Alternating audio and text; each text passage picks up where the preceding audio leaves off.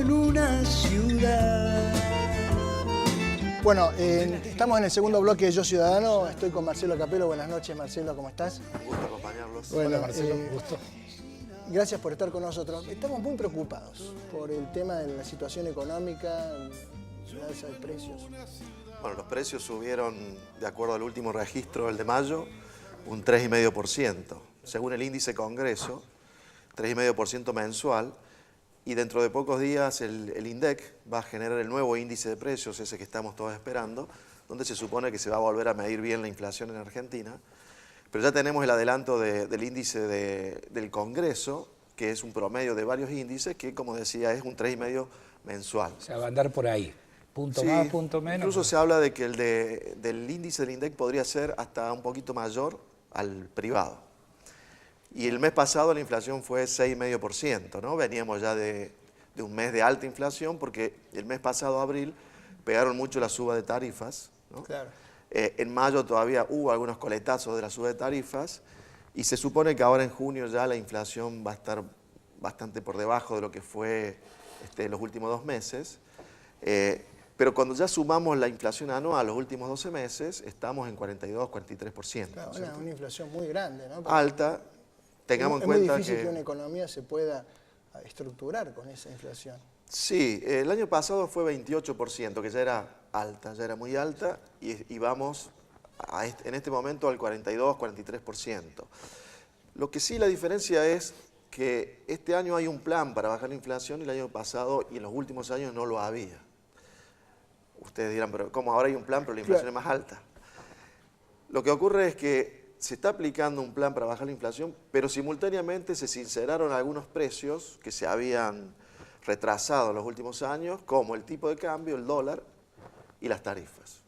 Entonces este gobierno, antes de aplicar el plan antiinflacionario, sinceró esos 2 precios. El dólar, que estaba cerca de 10, si recuerdan, a fines de noviembre pasado, y ahora está en torno a 14, y las tarifas que aumentaron muchísimo, como todos sabemos, sobre todo en Buenos Aires, pero también en Córdoba, el gas especialmente, y también aumentó la electricidad. Repito, bastante menos que en Buenos Aires, pero la duda, o sea, para la gente común, empezaron muy buenas noticias económicas. O sea, el gobierno a los 15 días sacó al país del cepo, avanzaron aceleradamente las negociaciones con los hold down y se logró acordar con ellos, de modo tal que la lectura que se hacía era, bueno, a partir de ahora tenemos un mercado más libre, tenemos el mundo con ganas de venir a la Argentina y en la práctica pareciera que... Algo falló.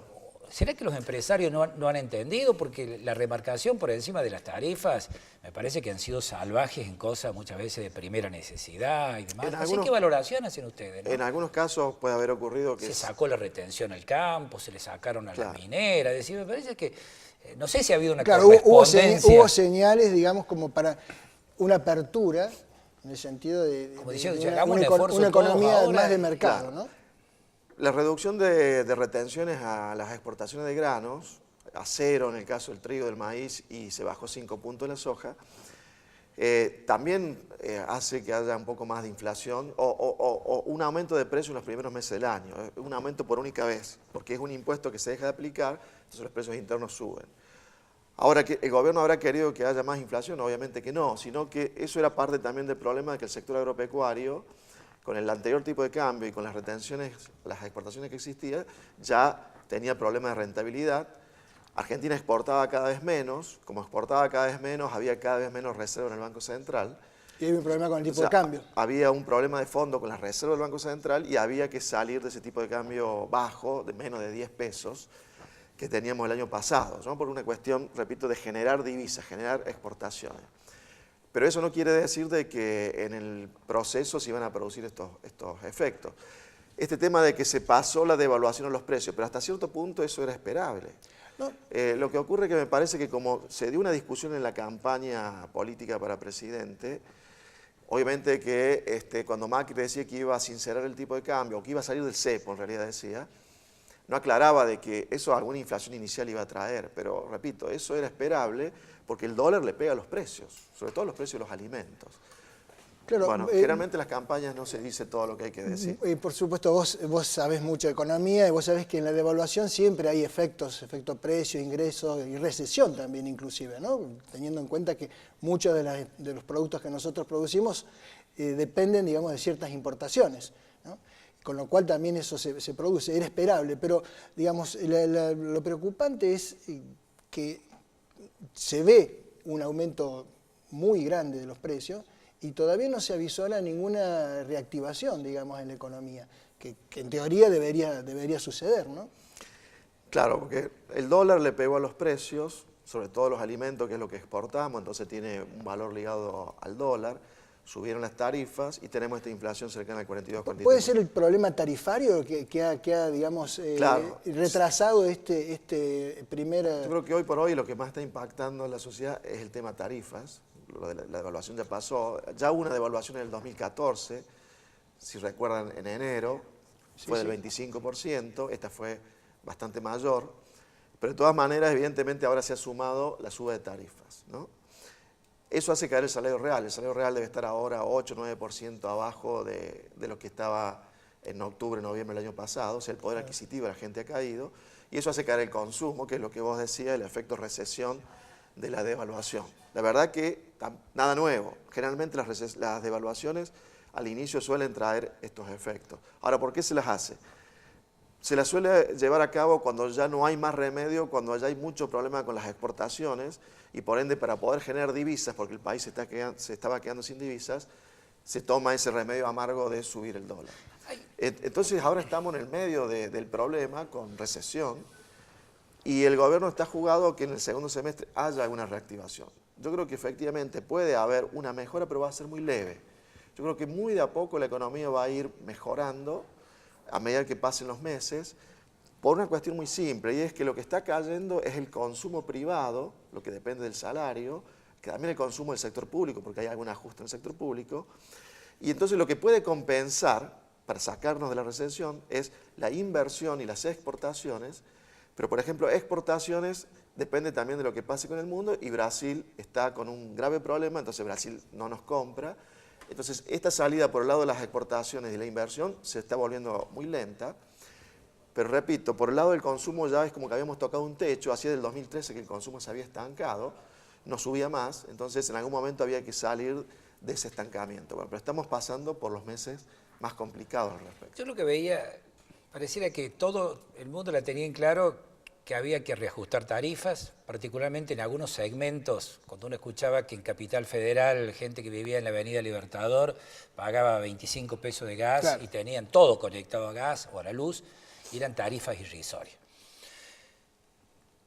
La pregunta, o sea, querer saber qué mirada tienen ustedes en estas otras repercusiones que en definitiva terminaron teniendo, como vos decís, un club de fútbol de un barrio pobre de Córdoba o del conurbano bonaerense, hoy que tiene que suspender sus actividades por falta de gas, o los comedores comunitarios como la Margarita Barrientos, que le llegan facturas astronómicas. O sea, me parece que dentro de la cartera económica alguien debiera haber puesto mirada social, que no debe mover ningún amperímetro desde el punto de vista de los ingresos, pero que sí hubiera evitado este costo, ¿no? El saber que realmente está produciendo daños directos en algunos sectores. Sí, salvo que se haya actuado de esa manera para que a medida que surgen los problemas ir intentando solucionarlos. Yo creo que lo ideal hubiese sido, como vos planteabas, haber previsto de entrada esos problemas y no haberlos producido.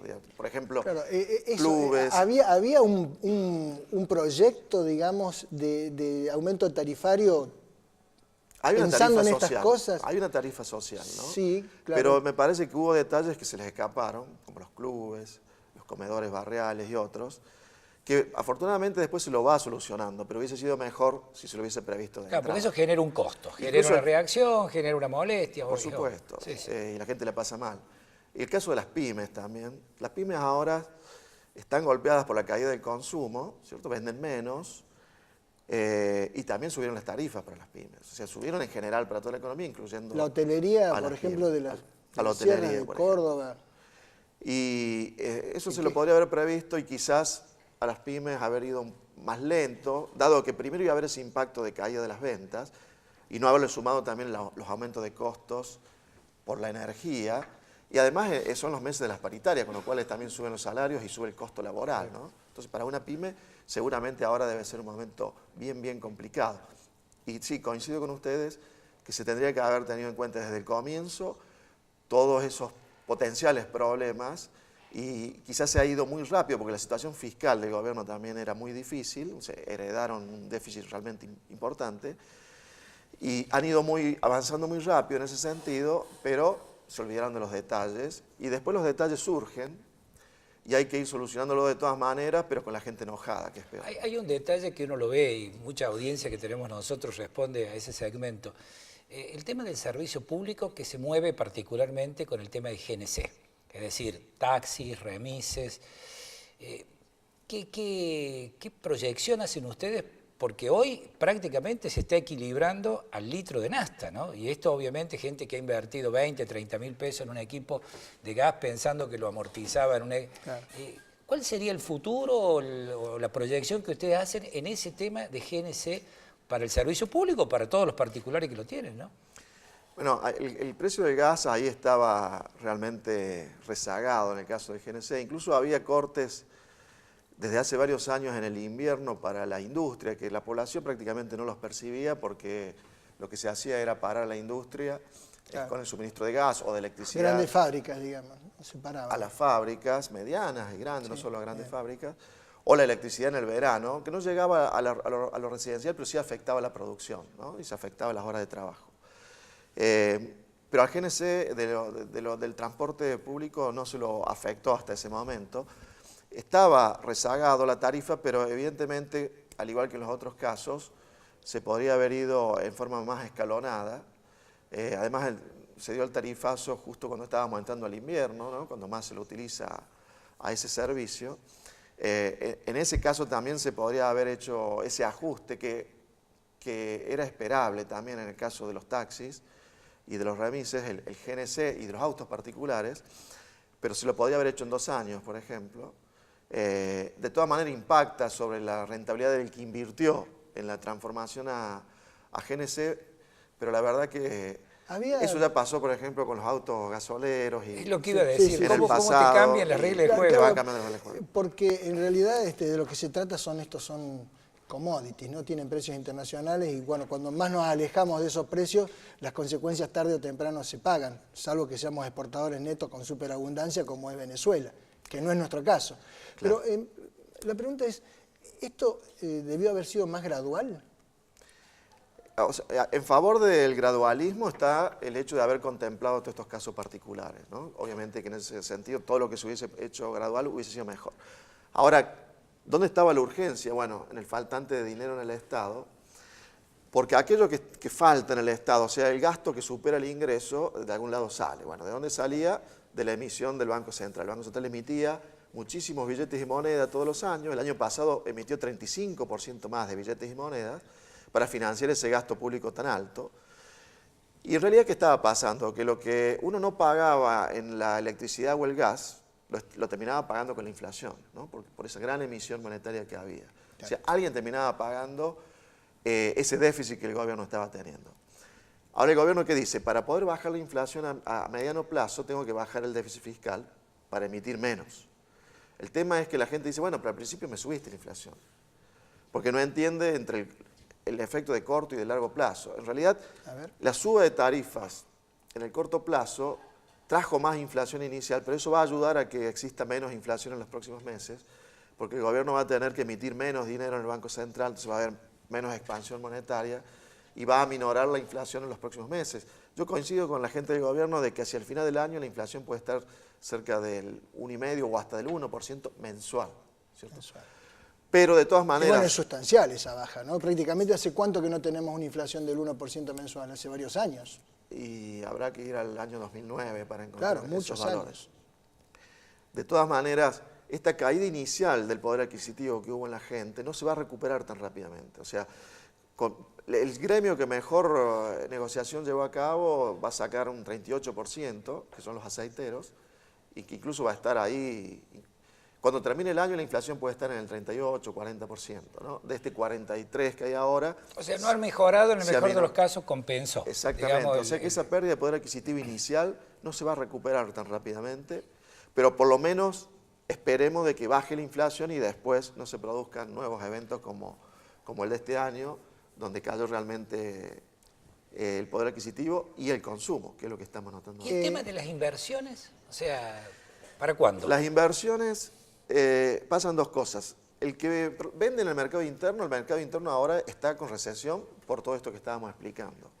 ¿Quién puede invertir? Puede invertir el sector agropecuario, que ha tenido una mejora en la rentabilidad, que la había perdido y ahora volvió a mejorar por aquello de incentivar las exportaciones. El sector agroindustrial en general estaría en condiciones de invertir, o alguien que viene a invertir para exportar. Ahora, las inversiones para el mercado interno se van a demorar porque el mercado interno ahora está muy chato, ¿no es así? Están también las inversiones potenciales externas y la inversión pública, que sí creo que ahí es donde primero se va a ver una mejora. Con la obra pública. Que el gobierno quiere hacer obra pública urgentemente, utilizando ese dinero que se tomó prestado en el exterior, y eso va a ayudar a reactivar. Yo creo que esa va a ser la punta de la reactivación, pero que va a ser una reactivación lenta, como les decía recién. No hay que esperar que de pronto el consumo esté creciendo 7-8%, como pasaba en el 2004, 2005, 2006, porque es otro contexto totalmente diferente. Y el año que viene, a lo mejor ya con una economía bastante mejor que la de este año, puede crecer la actividad económica y el consumo un 3%, ¿cierto? Cuando este año está cayendo el 1 o el 2%. Y hay una sinergia entre la economía y la política. Nosotros ya hemos pasado varias devaluaciones, inclusive la devaluación de la salida de la convertibilidad fue realmente complicada y mantenerse en ese esquema del 1 a 1 también le costó mucho al gobierno radical de ese momento, de la alianza, mejor dicho. ¿Y cómo ves con relación a esa época lo que está pasando hoy? Bueno, en el 2001 la crisis justamente tuvo esa magnitud, 2001-2002, porque se demoró mucho en corregir los problemas que se habían acumulado. El 1 a 1 y el déficit fiscal, los mismos problemas que había el año pasado, atraso cambiario, un dólar muy barato y un déficit fiscal muy grande. Solo que en aquella oportunidad era básicamente déficit por las provincias y ahora es déficit por el gobierno nacional, el que se tiene en este momento. Se demoró mucho la salida del 1 a 1 y cuando eso ocurre se acumulan muchas tensiones y cuando se sale con todos los problemas que tuvimos en el 2002. Ahora, en aquel momento no hubo tanta inflación, a pesar que se devaluó un 250%, sí, justamente, por la recesión que había y el desempleo que había en aquel momento. Eso amortiguó, se devaluó 250%, pero la inflación en el año 2002, la minorista, la del consumidor, fue cercana al 30%. En cambio ahora la devaluación fue del 50% y la inflación decimos que este año puede rondar al final del año el 38-40%. O sea, la proyección de ustedes de alguna manera guarda un marco de optimismo. O sea, como diciendo, se va en el buen camino, estas medidas eran imprescindibles, o ustedes son críticos de lo que se ha hecho económicamente hasta acá. Decimos que varias de las medidas que se tomaron se tendrían que haber ido tomando gradualmente en el tiempo en los últimos años. No se lo hizo y eso fue acumulando tensiones. Llega un momento en que hay que hacerlo así de una vez porque, por ejemplo, no tenés más reserva en el Banco Central. Te quedas sin dólares en el Banco Central y ahí no hay otra forma que devaluar la moneda para tratar de salir de esa situación. Obviamente que tenemos también algunas críticas como cierta falta de coordinación en el plan económico, esta cuestión de que se podría haber evitado el ajuste sobre ciertos sectores de entrada y no una vez que se conoce el problema y se lo intenta solucionar. Pero de todas maneras decimos de que la economía puede efectivamente empezar a mejorar, pero va a ser en forma lenta, en eso la población no se debe engañar, digamos, no va a ser una salida tan rápida de la recesión. Y otro tema es que el año que viene hay elecciones y también hay que ver el gobierno cómo se intenta posicionar, porque quizás también para obtener un buen resultado electoral el año que viene, al gobierno de pronto le conviene que la recuperación pase a ser de nuevo una recuperación, por ejemplo, en base a atrasar el dólar, atrasar el tipo de cambio. De hecho, este dólar ya de nuevo que está casi perforando los 14 pesos, es un dólar que ya no es suficiente para generar esas exportaciones que al país le hacen falta. Y se logra reactivar a lo mejor más rápido, pero yendo de nuevo a ese modelo que después de 1 o 2 años necesita nuevamente un ajuste y comenzar de nuevo. Esperemos que esta vez por lo menos, ya que nos han hecho un nuevo ajuste, de que sea algo sustentable en el tiempo y que no tengamos que volver a hacerle pasar esto a la población en 2 años más. Dios quiera. Bueno, Marcelo, muchísimas gracias, muy claro, te agradecemos mucho. Realmente, bueno, nosotros después vamos a hacer el comentario seguramente con relación a lo que estás diciendo vos. Muy importante los datos que nos pasaste, te agradecemos mucho, sabemos que estás con el tiempo contado, así que nosotros nos vamos a un corte y te agradecemos y bueno, te esperamos dentro de un tiempito para ver cómo nos ha ido con los pronósticos. A ver, otro balance. Sí, seguramente, fue un Muchas gusto gracias. participar con usted. Bueno, muchas gracias, Marcelo. Nosotros nos vamos a un corte y ya volvemos en el tercer bloque con el doctor Rossi. Donde la prisa del diario trajín